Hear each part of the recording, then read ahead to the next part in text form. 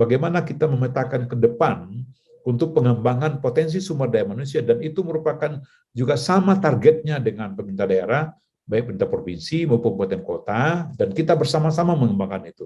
Karena tanggung jawab mengembangkan itu tidak mungkin sebagian-sebagian harus dilakukan, tapi mesti bersama-sama. Jadi kolaborasinya, saya kemarin Pak Bambang, kalau boleh saya katakan, kami di UNAN kemarin mengambil tema DS-nya itu adalah UNAN PTNBH sebagai kolaborasi atau sebagai kolaborasi untuk Indonesia maju, gitu kan.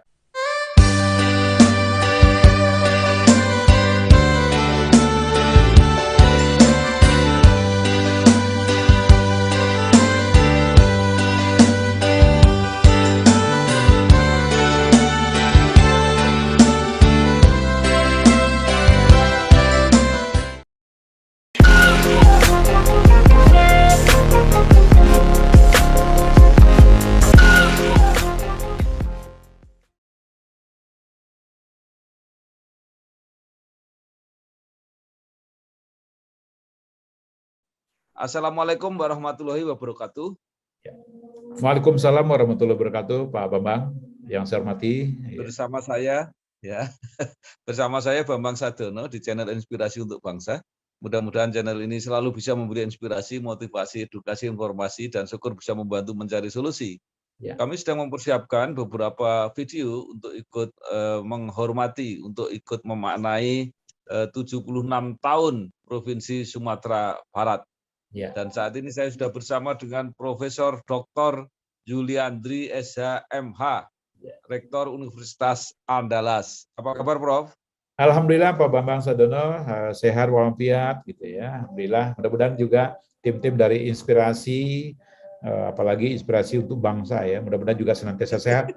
Iya, terima kasih Pak Bambang. Udah lama nggak jumpa nih, nggak jumpa langsung. Iya. Baik, Prof. Pertama-tama saya tentu ingin mengucapkan selamat Dies Natalis Universitas Andalas yang ke-65. Hadiah istimewanya adalah status PTNBH yang ke-13. Luar biasa. Nah, bisa diceritakan capaian UNAN sehingga bisa dipercaya oleh pemerintah untuk mengelola perguruan tinggi dengan status tertinggi PTNBH. Silakan, Prof. Iya, makasih. Saya terima kasih Pak Bambang. Jadi memang UNAN itu sudah berusia 65 tahun.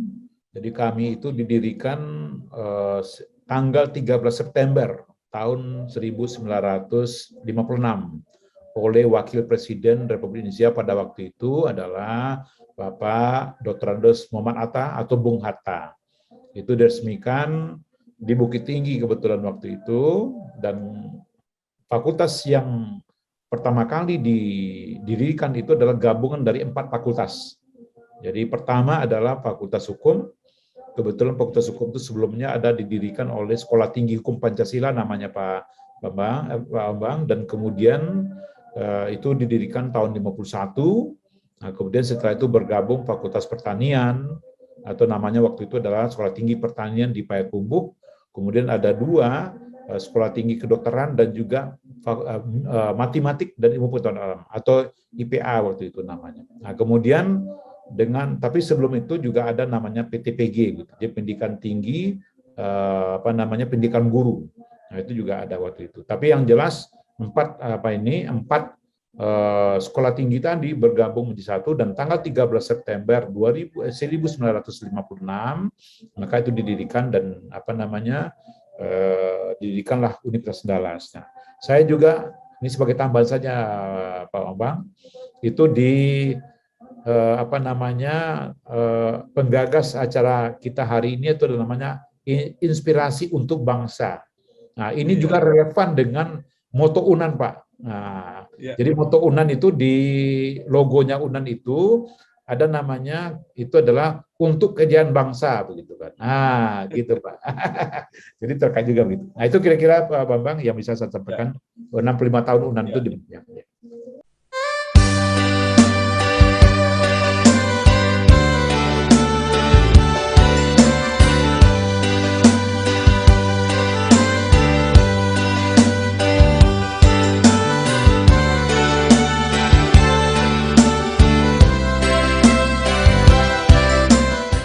Lima tahun UNAN. Sekarang kesan Prof. Yuliandri yang sekarang sedang memimpin perguruan tinggi, saya kira kebanggaan orang Sumatera Barat yang sejak dulu provinsi ini dikenal sebagai provinsi yang mempunyai tradisi kependidikan yang cukup luar biasa. Nah, berarti benar-benar menjadi harapan ya, untuk Sumatera Barat. Amin, amin. Silakan, Bro. Oke, baik. Pertama, memang saya kebetulan menjadi rektor itu terhitung sejak tanggal 25 November tahun 2019, dan insya Allah nanti kalau umur panjang dan saya diberi amanah, dalam arti kata sampai nanti sekitar tanggal 25 November 2023. Jadi masa jabatan rektor itu dengan mekanisme sekarang Pak Bambang itu 4 tahun. Itu pertama. Yang kedua adalah memang UNAN saat ini secara institusi itu pada waktu pendirian itu adalah merupakan perguruan tinggi pertama di Sumatera. Di Sumatera. Itu pertama. Yang kedua, yang berikut adalah dalam perkembangannya saat ini Pak Bambang, kami mempunyai lebih kurang 15 fakultas dan 1 program pasca sarjana. Nah, kemudian untuk institusi, dalam arti kata akreditasi kalau boleh katakan demikian, kami UNAN khususnya itu sudah terakreditasi institusinya A oleh dari BANPT. Nah, kemudian terkait dengan tuntutan dan dan harapan ke banyak orang, kemarin kebetulan pada waktu Dias ke-13 kemarin, Dias ke-16 atau Lustrum ke-13 kemarin Pak Bambang, saya juga mengundang Bapak Presiden. Alhamdulillah beliau menyampaikan sambutan di dalam rangka peluncuran Dias. Nah, satu poin yang ingin saya sampaikan terkait dengan tuntutan dan dan harapan banyak orang ke UNAN, Presiden juga mengatakan demikian Pak Bapak. UNAN adalah merupakan salah satu perguruan tinggi itu yang kemudian kalau boleh saya katakan mewujudkan apa yang dicita-citakan oleh proklamator kita. Jadi bagaimana setiap perguruan tinggi itu bisa meningkatkan sumber daya manusia, bisa bagaimana meningkatkan daya saing para lulusannya, bisa kemudian juga melakukan berbagai inovasi-inovasi untuk itu. Nah, makanya saya setuju dengan Pak Bambang, memang Sumatera Barat, tanda kutip begitu ya, dikenal sebagai produk sumber daya manusia, produk dari pemikir-pemikir. Makanya itu juga menjadi tanggung jawab kita di UNAN, Pak Bambang. Jadi kita mempersiapkan anak-anak atau peserta didik kita yang kemudian akan kita kita lakukan proses transformasi, proses pembekalan pendidikan, sehingga nanti kita harapkan bahwa mereka itu betul-betul siap untuk bagaimana memenuhi dan juga diperlukan oleh bangsa. Nah, makanya sekarang kalau boleh saya katakan Pak Bambang, tentu kondisinya berbeda dengan dulu. Kalau dulu memang banyak putra-putra terbaik Sumatera Barat itu atau Rominang begitu Pak Bambang, itu keluar kuliahnya di luar Sumbar. Nah, kita sekarang begini Pak Bambang, memang terbalik juga kadang-kadang orang luar Sumbar banyak juga kuliah di UNAN. Itu contohnya Bapak. Tapi kita sudah punya tanggung jawab bahwa ini adalah untuk kejayaan bangsa.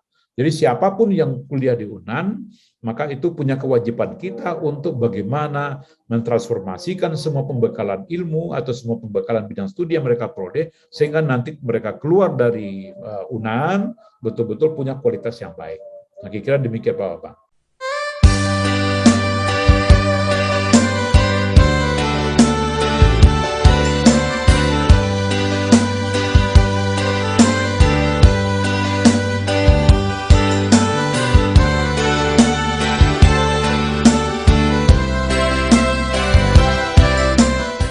Tanggal 1 Oktober 1945 ditetapkan sebagai hari jadi Provinsi Sumatera Barat.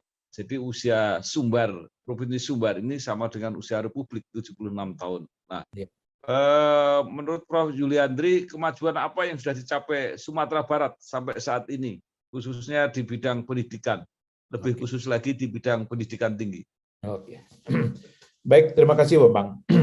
Ini memang saya masih ingat pada waktu itu Pak Bambang, mungkin nanti saya akan dikasih informasi lebih lengkap, itu penetapan hari lahirnya Sumatera Barat itu suatu momentum yang waktu itu memang ada berbagai tanda kutip begitu, masukan-masukan atau pendapat yang berkembang. Ya. Mengapa pada waktu itu dijadikan bahwa 1 Oktober 45 itu sebagai hari jadinya Sumatera Barat begitu ya.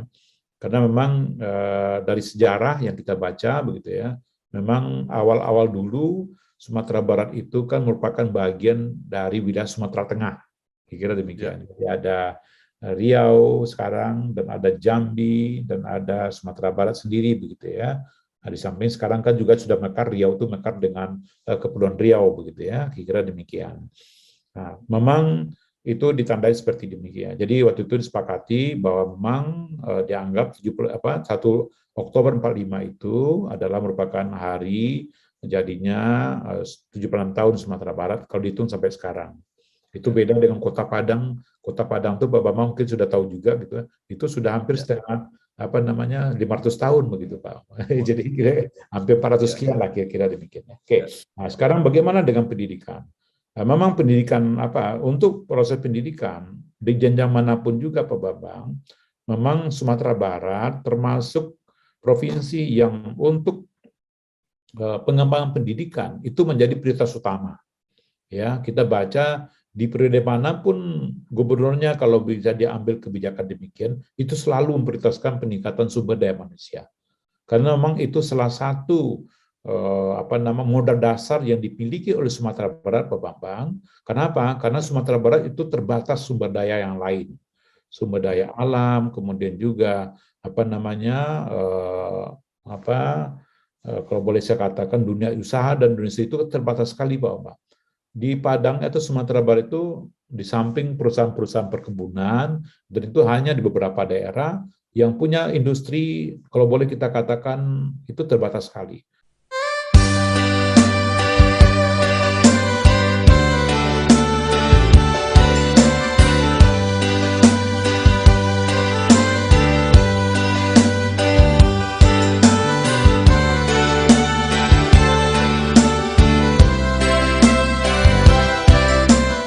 Sumatera Barat ada suatu tempat di mana terletak pabrik PT Semen Padang yang itu berada di bawah PT Semen Indonesia, dan itu saja Pak. Yang perusahaan lain tidak ada. Ya, makanya salah satu target biasanya setiap pemimpin daerah itu selalu menjadikan ikon bahwa pendidikan merupakan salah satu hal yang menjadi modal dasar kita untuk selalu dikembangkan. Nah, tapi tentu tantangannya juga besar gitu. Nah, saya ambil contoh saja, termasuk juga perguruan tinggi. Nah, dalam pengelolaan perguruan tinggi, Pak Bambang, memang secara mekanisme aturan, kadangkala perguruan tinggi itu tidak termasuk kewenangan utamanya dari pemerintah Provinsi Sumatera Barat. Karena dia berada di bawah pengelolaan kementerian, begitu ya. Jadi ada, kalau secara bahasanya Pak Bambang ini, kalau boleh saya katakan, perguruan tinggi itu adalah merupakan organnya dari pemerintah pusat. Jadi berada di bawah pengelolaan itu. Nah, makanya kadangkala ada cara trik-trik tertentu yang kemudian kita komunikasikan dengan baik kepada pemerintah daerah, baik pemerintah provinsi, kabupaten kota, dan seterusnya. Kita mengharapkan gitu ya, kebijakan yang kita ambil untuk pengembangan pendidikan tinggi itu adalah itu juga, walaupun perguruan tinggi tidak boleh inklusif gitu ya, tidak boleh tidak boleh membeda-bedakan karena dia mesti menampung semua gitu. Nah, tapi kadangkala bagi provinsi dan juga Sumatera Barat khususnya dan juga kabupaten kota itu selalu kita rangsang Pak Bambang untuk kemudian mereka meningkatkan kualitas pembelajaran di sekolah-sekolah lanjutan, sehingga kalau masuk ke perguruan tinggi dia bisa berkompetisi dengan lulusan-lulusan yang lain yang kemudian juga masuk ke UNAN misalnya. Kita ambil contoh itu UNAN. Makanya dari kondisi demikian Pak Bambang, kalau boleh saya katakan memang profil pendidikan tinggi di Sumatera Barat itu menjadi tekad bersama kita, Pak. Kita juga selalu komunikasikan dengan Pemda bahwa bagaimana target kita ke depan. Karena memang dari faktanya hari ini, Pak Bang, kalau dilihat dari persentase mahasiswa yang masuk ke UNAN, saya ambil contoh UNAN begitu ya, memang di atas 60% masih berasal dari internal Sumatera Barat. Nah, tapi kemudian yang luar juga demikian. Makanya satu tekad kita untuk kebijakan pendidikan adalah tetap meningkatkan dan juga berkolaborasi dengan semua stakeholder, termasuk pemerintah daerah, termasuk masyarakat, atau juga masyarakat yang juga dirantau begitu ya. Itu bagaimana kepeduliannya untuk meningkatkan pendidikan. Makanya itu salah satu target kita juga demikian, menjaring semua kondisi dan potensi yang kita miliki, sehingga nanti bisa kita jadikan alasan bahwa tanggung jawab pendidikan itu adalah merupakan tanggung jawab kita bersama. Jadi tidak hanya pada satu lembaga saja punya tanggung jawab, tapi juga punya tanggung jawab juga untuk bersama. Mungkin itu Pak Bang yang bisa saya sampaikan.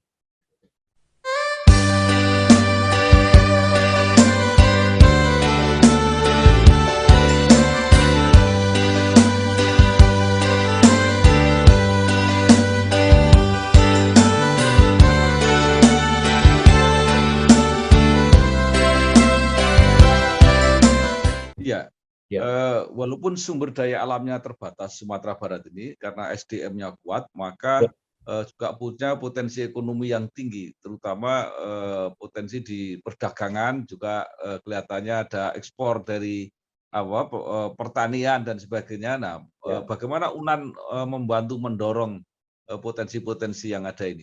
Iya, nah oke. Jadi begini Pak Bang, memang kami punya program yang namanya di bidang penelitian dan juga bidang berbagai masukan kebijakan. Jadi di penelitian itu biasanya itu hilirisasi riset itu menjadi bagian penting dalam kita melakukan bagaimana mendukung berbagai program-program terutama dalam pengembangan potensi sumber daya alam.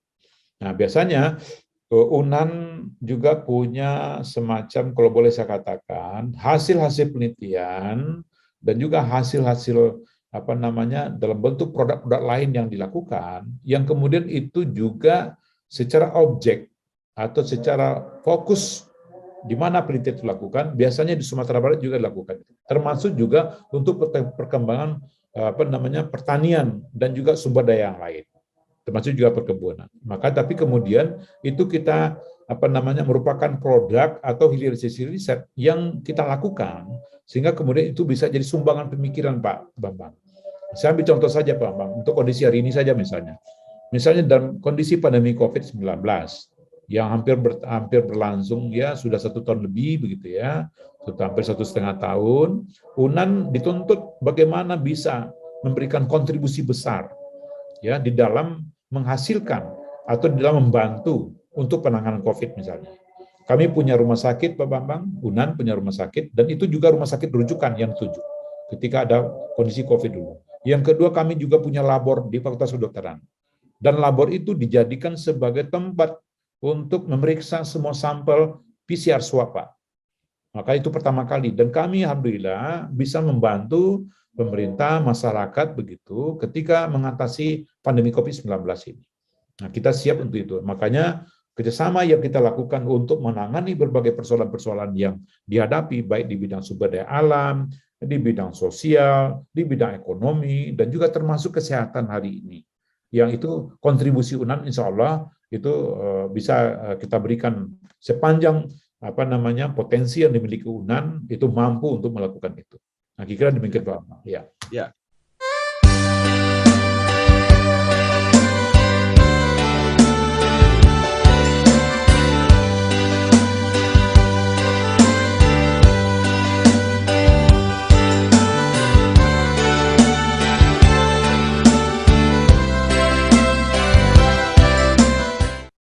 Potensi Sumatera Barat yang lain itu adalah pariwisata, Pak. Nah, okay. Apa pemikiran di UNAN?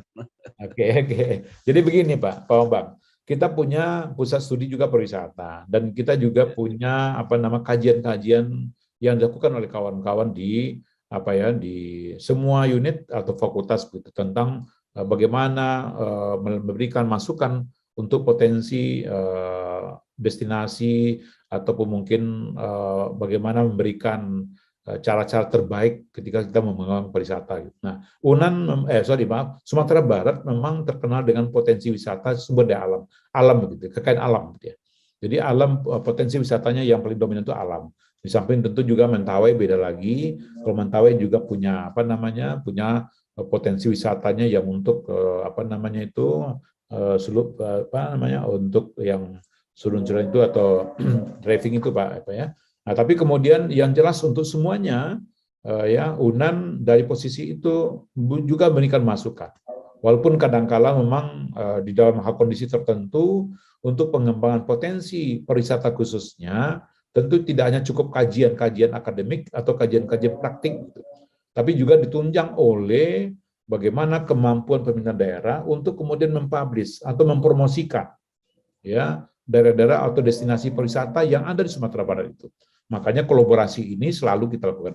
Kajian riset kita seperti ini, kemudian bagaimana melakukan langkah terbaiknya, maka itu juga diminta kepada kita.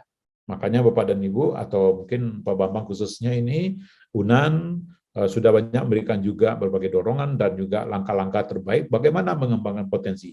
Dan tentu nanti adalah pelaku-pelaku dunia usaha di bidang wisata juga merasakan demikian. Apalagi sekarang dampak COVID itu luar biasa menghadapi kondisi ini, termasuk juga untuk pengembangan pariwisata begitu Pak. Mungkin itu Pak Bambang. Ya. Ya.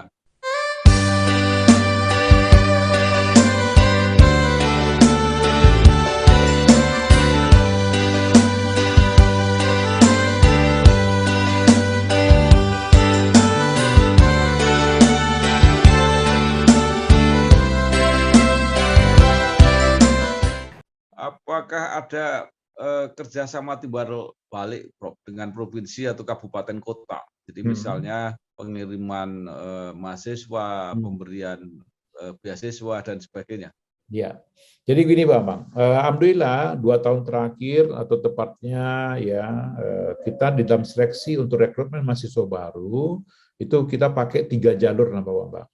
Ada jalur seleksi itu namanya SNMPTN, itu adalah berasal dari sekolah-sekolah unggulan yang kemudian mereka mengusulkan lulusannya itu untuk masuk ke UNAN dan mereka bebas memilih program studi apa yang disukai. Tapi nanti dalam penentuannya ada klasifikasi dan indikator yang mesti dipenuhi. Yang kedua ada namanya jalur seleksi melalui seleksi ujian tulis berbasis komputer.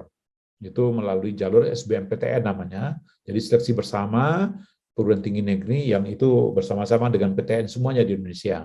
Nah, kemudian 3 adalah namanya jalur mandiri. Nah, konteks jalur mandiri inilah yang kita buka ruang Pak Bambang, itu kita melakukan kerjasama dengan semua pemerintah daerah, khususnya kabupaten dan kota, terutama untuk merekrut mahasiswa-mahasiswa yang kemudian itu berasal dari rekomendasi yang disampaikan oleh pemerintah daerah. Tapi kita tetap Pak Bambang, rekomendasi itu ada 2 konsekuensinya. Pertama untuk beasiswa, mereka yang menanggung. Yang kedua adalah kita juga melakukan prosesi seleksi administrasi seleksi akademiknya, itu tanggung jawab UNAN. Maka nanti ketika itu ada mereka lolos, maka nanti mereka itu dibiayai oleh pemerintahnya. Nah, itu salah satu bentuk cara kita Pak Bambang untuk untuk meningkatkan bagaimana potensi sumber daya manusia itu dan juga tanggung jawab pemerintah kabupaten kota untuk mereka bisa membantu anak-anak yang punya kemampuan akademik untuk masuk ke UNAN. Nah, pemerintah provinsi juga yang sependek saya ketahui itu juga menyediakan beasiswa. Misalnya sekarang ada itu namanya, saya belum dapat informasi juga terakhir, itu ada nama mahasiswa beasiswa dari Raja Wali gitu ya, yang itu nanti juga diberikan juga kepada anak-anak kita yang kuliah di UNAN. Tapi memang itu tergantung kebijakan pemerintah dan pemerintah daerah, provinsi, dan ada mekanismenya dan persyaratan apa yang mesti dipenuhi sehingga mereka bisa memperoleh itu. Nah, kira-kira demikian.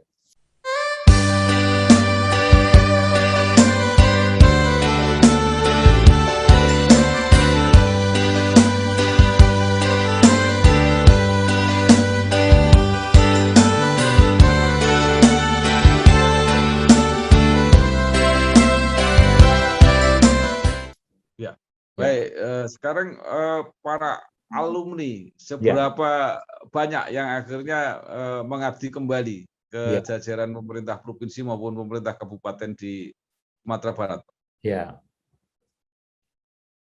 Oke, yang Pak Bambang apa? Oke, baik. Ini juga satu potensi hasil produk yang bisa kita lakukan. Jadi memang alumni UNAN ini kalau boleh sekarang Pak Bambang itu sudah puluhan ribu begitu ya, lebih. Dan untuk berbagai bidang itu memang masing-masing telah berkiprah di masing-masing ranahnya begitu. Di samping tentu di alma mater sendiri sebagai dosen dan juga sebagai penunjang yang lain.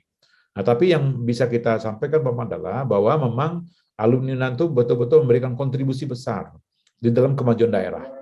Baik itu sebagai aparatur sipil negara atau mungkin dia juga sebagai potensi-potensi ASN dalam berbagai bidang lah, baik di pemerintahan, di bidang-bidang tertentu, di bidang kesehatan, atau di bidang teknologi, dan seterusnya. Begitu. Itu sudah tampung itu. Dan juga di tingkat levelnya, tidak hanya level daerah, tapi juga nasional. Nah, saya kemarin ikuti Pak Bambang kan juga mewawancarai beliau, Pak Gabang Pozi, begitu ya. Pak Gabang Pozi adalah salah satu alumni, ya, salah satu alumni Universitas Andalas, khususnya dari Fakultas Hukum, yang kemudian berkarir secara birokrasi dan kemudian diberi amanah. Pernah jadi gubernur, pernah jadi bupati, pernah jadi gubernur, dan kemudian menjadi menteri dalam negeri. Nah, ini satu bentuk lain. Tapi banyak juga sebetulnya di level-level yang lain, mungkin Pak Bambang juga tahu, misalnya yang duduk sebagai hakim, baik hakim agung di Mahkamah Agung, atau mungkin juga nih kita sama-sama dulu Pak Bambang ketika di DPD, itu Profesor Salitra bersama saya, juga sebagai hakim konstitusi.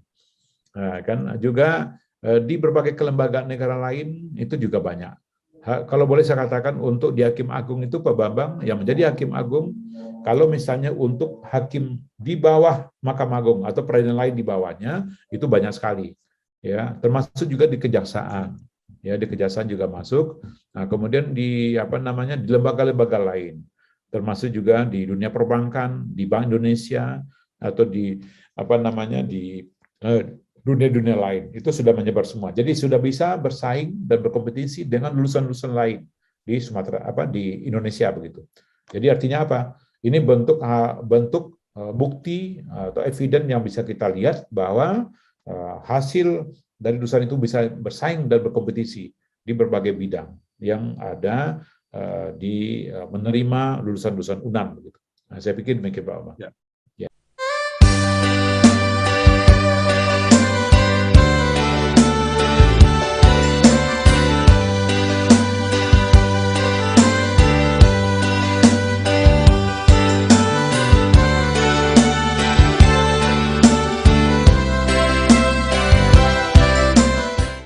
Baik, terakhir Prof, apa saran dan harapan pada pemerintah provinsi maupun pada masyarakat Sumatera Barat supaya dalam 76 tahun ini akhirnya memberi semangat untuk mengelola potensi Sumatera Barat tadi SDM-nya supaya ke depan lebih meningkat lagi. Oke. Baik, terima kasih Bapak. Ini satu hal yang tentu ini butuh juga nih. Kalau orang Sumatera Barat, Pak Bambang, kalau boleh saya katakan itu memaknai, kadang-kala kan memaknai peringatan gitu. Sekarang usia 76 tahun ini, apa yang kita lakukan? Nah, sama juga Indonesia juga demikian. Nah, makanya salah satu target yang mesti kita lihat adalah bagaimana kita mengembangkan potensi diri dan juga melakukan kepedulian kembali untuk mengangkat. Saya tidak mengatakan mengangkat dalam arti kata, pada bahasa Padangnya begitu Pak ya, membangkitkan terandam nama itu ya. Nah, saya tidak suka itu. Kita sudah punya potensi yang bagus sekali. Sekarang bagaimana kita mengoptimalkan potensi itu? Makanya kita berharap pemerintah daerah Provinsi Sumatera Barat melakukan berbagai kebijakan yang bersama-sama kita untuk menghasilkan kebijakan terbaik untuk peningkatan semua potensi, termasuk potensi sumber daya manusia. Saya kalau boleh saya katakan Pak Bambang, untuk penyusunan rencana pembangunan jangka panjang atau rencana pembangunan jangka menengah daerah Pak Bambang, itu semua masukan-masukan dan kadangkala semua tenaga-tenaga ahlinya itu berasal dari perguruan tinggi, khususnya juga dari UNAM. Itu juga banyak. Makanya bagaimana kita memetakan ke depan untuk pengembangan potensi sumber daya manusia, dan itu merupakan juga sama targetnya dengan pemerintah daerah, baik pemerintah provinsi maupun kabupaten kota, dan kita bersama-sama mengembangkan itu. Karena tanggung jawab mengembangkan itu tidak mungkin sebagian-sebagian harus dilakukan, tapi mesti bersama-sama. Jadi kolaborasinya, saya kemarin Pak Bambang, kalau boleh saya katakan, kami di UNAN kemarin mengambil tema DS-nya itu adalah UNAN PTNBH sebagai kolaborasi atau sebagai kolaborasi untuk Indonesia maju. Jadi ini salah satu target kita juga Pak Bambang. Bagaimana kita bersama-sama, bagaimana kita memanfaatkan semua potensi yang ada, dan kita secara secara semangat yang sama untuk memperhatikan dan meningkatkan potensi kita yang ada. Nah, sehingga kita mudah-mudahan dengan adanya sinergitas antar bersama ini, itu betul-betul bisa kita nikmati untuk anak cucu kita ke depan, Pak. So apabila kebijakan dan perencanaan yang kita lakukan hari ini tidak menargetkan bagaimana potensi ke depan yang harus kita lakukan. Apalagi tantangan hari ini, Pak. Disrupsi kita banyak sekali, Pak. Ya, artinya tantangan kita yang kita hadapi banyak sekali. Makanya kita mesti cicil satu-satu bagaimana kita secara bersama-sama menghadapi tantangan itu sehingga potensi kita punya itu betul-betul tergali dengan baik. Nah, inilah nanti anak bangsa kita atau anak-anak nanti atau generasi berikutnya yang itulah yang akan menikmati kalau misal kita secara baik menyiapkan sumber daya yang terbaik sehingga langkah ke depan Sumatera Barat sebagaimana yang juga mungkin Pak Bambang di dalam tekad kita bersama Sumatera Barat kaya dengan potensi sumber daya manusia. Tapi apabila keliru kita di dalam memetakan ini atau tidak pas kita melakukannya, maka tentu nanti berisiko untuk pengembangan SDM ke depan. Nah, saya pikir demikian Pak Hasan. Ya.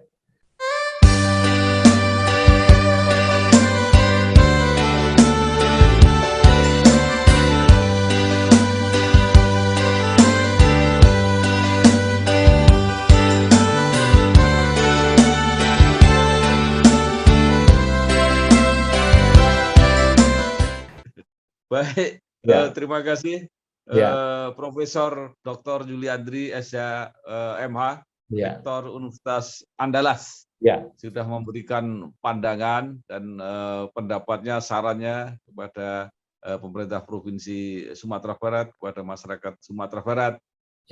Mudah-mudahan semua yang disampaikan ada gunanya, bukan hanya untuk Sumatera Barat, tapi untuk kita semua. Terima kasih, Prof. Sukses. Ya, sama-sama, Pak Bang. Terima kasih banyak atas sampainya. Wassalamualaikum warahmatullahi wabarakatuh. Waalaikumsalam warahmatullahi wabarakatuh.